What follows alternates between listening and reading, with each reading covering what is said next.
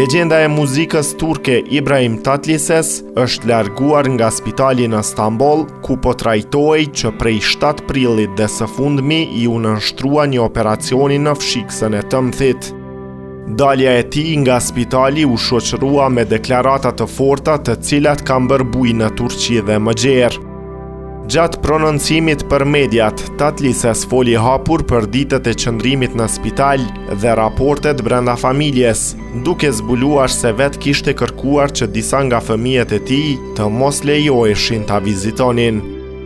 Ai u shpreh emocionalisht për marrëdhëniet familjare duke veçuar vajzën Tykçe, ndërsa la të kuptohet se raportet me djalin Ahmet Tatlises vazhdojnë të jenë të tensionuara.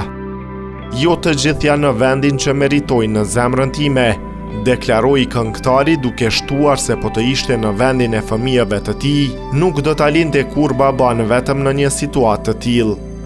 Por deklarata që shkaktoi edhe më shumë reagime ishte ajo për trashëgëminë. Tatlises theksoi se nuk do t'u lërë pasurinë fëmijëve, por shteti turk. Ai argumentoi se gjithçka e ka ndërtuar vetë dhe secili duhet të krijojë rrugën e vet në jetë, duke shtuar se emri Ibrahim Tatlises është trashëgëmia më e madhe që u ka lënë. Në fund, artisti i qetësoi fansat duke paralajmëruar se po vinë edhe projekte të reja muzikore. Ai njoftoi se këtë javë do të publikojë këngën Babosh, ndërsa nuk mungoi asnjë parashikim sportiv, duke deklaruar se në derbin e ardhshëm Fenerbahçe do të fitojë.